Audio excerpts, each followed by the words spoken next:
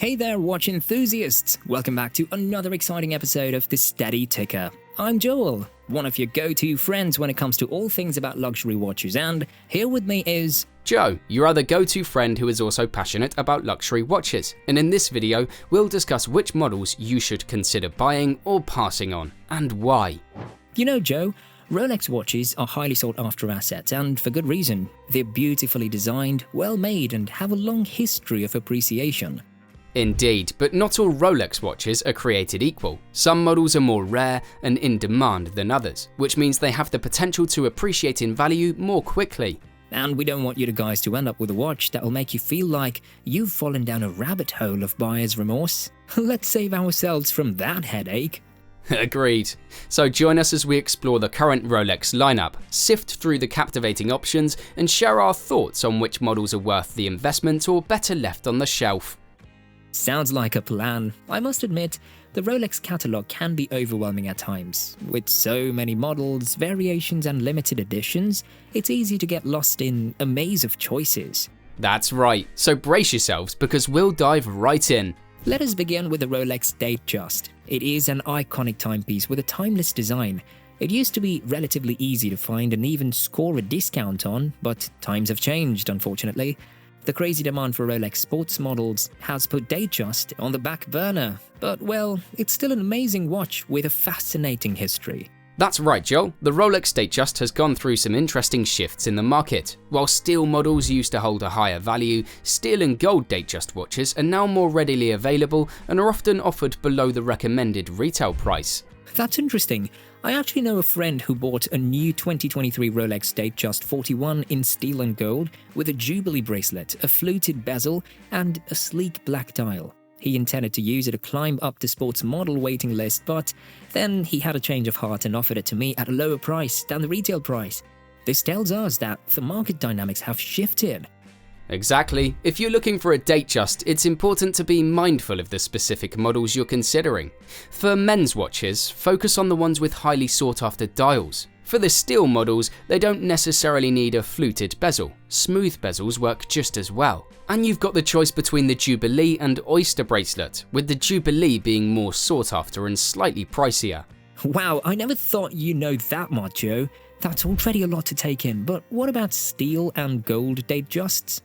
Well, the market for steel and gold Datejusts is a bit more nuanced. Unless it has a special dial variation like the Wimbledon dial, you'll generally find these watches being offered just above the retail price online. So it's crucial to pay attention to the specific dials, bracelet and bezel combinations that hold more value and desirability. Got it. So the Datejust is still an iconic timepiece with a timeless design, but the value and availability of certain variations may have shifted. Just keep an eye out for those highly sought-after dials, whether you're interested in steel or steel and gold models. That's the spirit. Always be aware of the market nuances and choose a Rolex Datejust that truly reflects your personal style and preferences. After all, it's all about finding that perfect wrist companion that brings you pure joy every time you catch a glimpse of it. Alright folks, moving on to another iconic Rolex watch on our list, the Submariner. Now, Joe, the Submariner is often a topic of great discussion among watch enthusiasts. What are your thoughts on this legendary timepiece? The Submariner. It's a true classic in the Rolex lineup. When it comes to everyday wear and robustness, it's hard to beat the Submariner. People ask me all the time whether they should go for the Submariner with the date or the no-date version, and my answer is a resounding yes to both.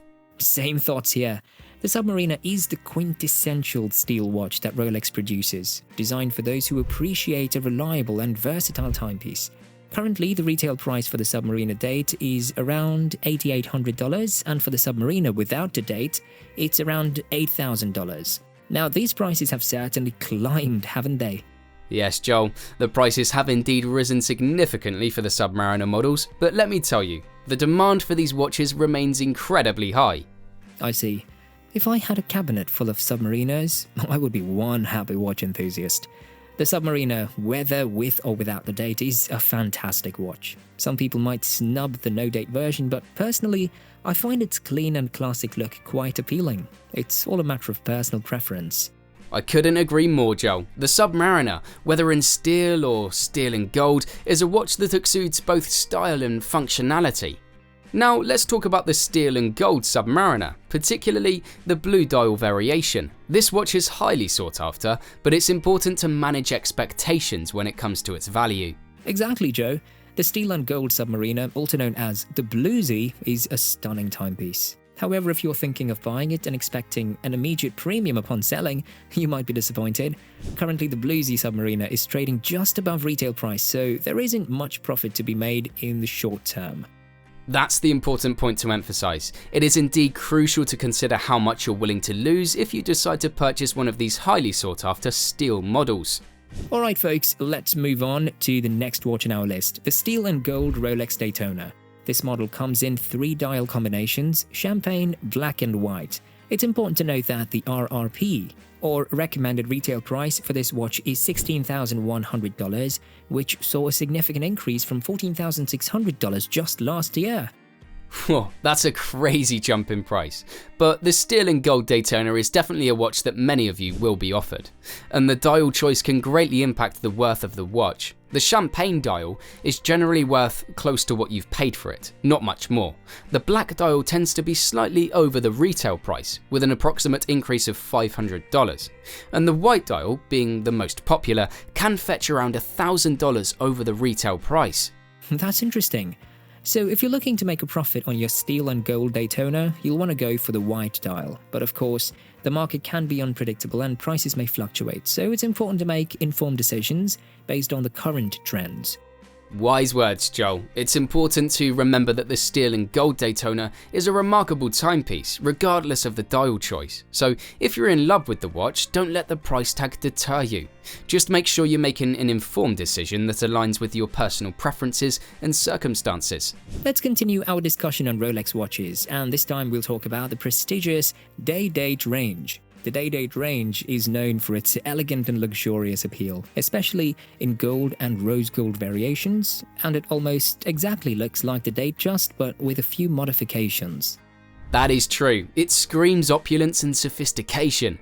The Day-Date actually has a lot of variations, and one of them is the yellow gold Day-Date with a champagne dial. The retail price for this watch is around $20,000, depending on the dial combination. However, it's important to note that this is an under-list watch, meaning its market value is less than its retail price.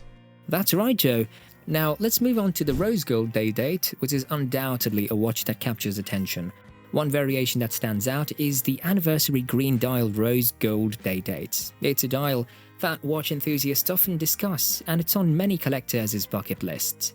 Oh, I think I've seen that watch. It exudes elegance and refinement. The anniversary green dial variation is highly sought after, and it's no secret that green dials in any Rolex model are in high demand. This particular combination is something that many collectors desire. However, it's important to navigate the market dynamics.